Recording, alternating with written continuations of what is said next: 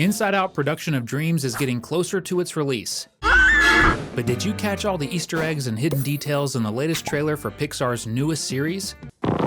One of these secrets appears in the meeting room where the Dream Team is gathered with the studio head. If you look closely, you'll see that one of the walls features a poster for a dream starring none other than Bing Bong himself. This little detail is sure to bring back some of the nostalgia we feel for Riley's imaginary friend, who sacrificed himself to help Joy in the first movie. The most interesting thing about the poster is that it's a parody of an old Hollywood series. You can spot the name Big Bonanza, which is a reference to a very famous 1960s TV show called Bonanza. The poster is in black and white, hinting at Bing Bong being a memory from Riley's past. Aside from these two details, in the same scene, you can see that the symbol above the meeting room door closely resembles the sense of self from the second movie. And as we all know, coincidences don't exist in the Pixar universe, do they? Our list is just beginning, so grab your popcorn and get ready to enjoy the 46 Easter eggs and details you missed in production of Dreams, the new Inside Out series. Welcome to another episode of Cinewave. The trailer begins with Joy welcoming the filming crew for the documentary being produced by the Dream Studio, with someone holding a camera and microphone. The funny detail is that when the microphone shows up in the frame, it's considered a very amateur mistake. Could it mean the crew isn't as professional as they seem? In the same scene where Joy introduces the command center, Sadness can be seen lying down in the background. Could it be that she wasn't invited to participate in the filming? It's curious that only Disgust is standing next to Joy, while Anger's face is blurred out because he hasn't signed the filming contract yet. Does this suggest the emotions might clash because some are included in the movie while others aren't? Still in the command center, one detail stands out. Riley still has 5 core islands at the start of the recording, but in the beginning of the first movie, these islands are Goofball, Friendship, Honesty, Family, and Hockey. By the end of the film, 4 new ones are added: Romantic Vampires, Fashion, and Boy Bands, though the 4th one isn't named. However, the glowing lights on the floor confirm there are 9 islands by the end of the first movie. This makes it clear that the series takes place between the events of the first and second movies. In the same scene, Anger is seen reading a mental newspaper about Riley's mom trying to use emojis. Since Anger is the one reading it, it probably means Riley got into some trouble because of this. The trailer confirms something we already suspected. Riley's new emotions won't be appearing, so if you like them, prepare to miss them.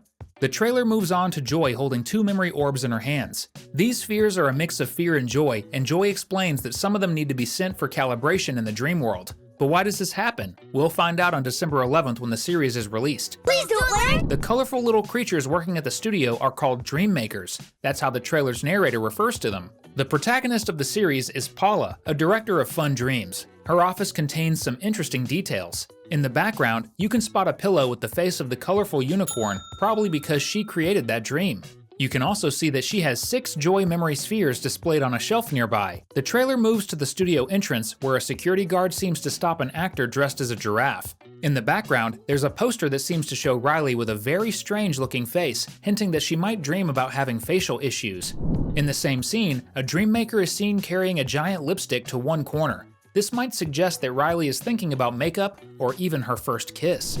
Further in the background of the same scene, there are 2 posters. One blue with the word princess alongside a castle, and another with the word star, featuring Riley on top of it as if she were a singer. This indicates that Riley will dream about being a princess, followed by becoming a pop star. And since we're talking about the place that works the hardest in Riley's mind when she's asleep, drop a hashtag dream in the comments so we can get to know ya. Paula gives an interview stating that she's been directing dreams for Riley since the girl was 2 years old. You can see in the corner that her full name is Paula Persimmon, which is a type of fruit. In another trailer released a month ago, it's revealed that the head of the Dream Studio is named Jean Dewberry, which is also a type of fruit. This shows that these colorful little creatures have names based on foods.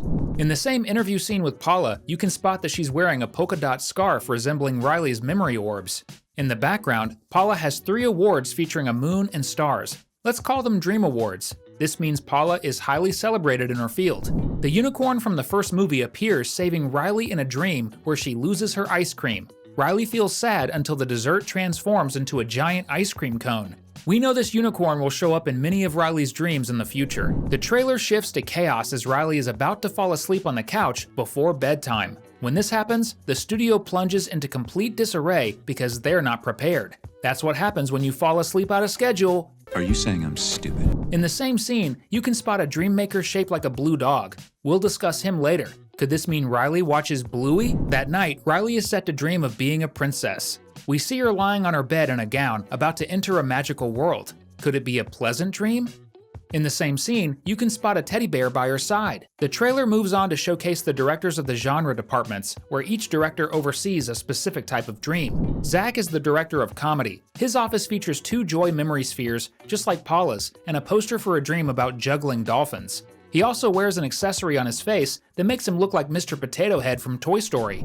The next director is Shang, who handles action dreams. His office is filled with swords and rockets and also contains 6 memory spheres blending anger and fear with hints of joy as well. In the background, there's a dream poster titled Late for School 4. Who hasn't had that dream? He also had a single dream award displayed in his office. Gigi is the director of Nightmares, and right away, it's clear she doesn't have any awards, possibly because Nightmares aren't well loved by Riley. Her office contains 8 memory spheres of fear and disgust, a snake wrapped around her neck, candles, and a sinister skull on her desk. Could she be the frustrated villain due to her lack of awards? The trailer cuts to a nightmare sequence with Riley in a dark hallway, chased by a shadow that is unmistakably Jangles the Clown from the first movie. The trailer shifts to introduce the other protagonist, Zenny, who isn't a dream director, but instead the director of daydreams. You know, those fantasies we have while we're awake? Zenny will play a significant role in the series, but no one respects him because daydreams aren't seen as major productions. And to keep your conscience clear, don't forget to subscribe to the channel and turn on the notification bell. Still in the same scene, you can spot an empty chair among the dream directors. This is likely because Zenny will take that seat at the end of the season. In the writer's room, there's a visible argument happening as they use anger, fear, and sadness memories, probably because they're planning to create a bad dream. In the same scene, you can see in the top corners of the room a unicorn piñata and another symbol resembling the sense of self. The trailer progresses, showing that Riley also dreams of sheep jumping over fences, a classic dream for everyone. That's when things shift and we see a super handsome boy asking Riley to invite him to some sort of party. This is definitely the guy she wants to date. Remember the star poster? That dream appears next, with Riley wearing another dress, this time in yellow. You can also see her friends Bree and Grace. This must be the dream where she sings and dances with her imaginary boyfriend. Riley is a tough girl on the hockey rink, but with all the unicorns and princess dresses, it's clear she also loves super girly things. What do you think? The trailer moves on to show Joy and Sadness enjoying the dream performance. This means they've already become friends by this point in time. Whenever a newspaper appears, it signals something important. In the background, you can see a dream maker reading a headline about doing nothing, but they desperately need new dreams. Could someone be trying to stop them? In the same scene, you can spot a hockey helmet, a creepy goal, and a puck with kissy lips. Could this mean Riley dreams of having her first kiss on a hockey rink? Remember that princess dream? It seems to go wrong because in the next scene, Riley falls back into her bed. After that, Riley is shown flying on some sort of jet food, which is pretty strange. Then Paula reveals her idea for a mermaid dream. As we mentioned, Riley seems to love girly things. Could she be hiding this side of herself? Zenny presents a new daydream idea to Paula. Riley dyes her hair blue and adopts a dog. Is this the beginning of her emo phase? The trailer ends with the studio boss threatening Paula, saying if Riley doesn't have the biggest dream of her life, Paula will be demoted to managing mental farts, whatever that means. You know who will never be demoted? You, in our hearts. We dream of your company, and that's why we picked 2 more videos for you to watch. See you in the next one.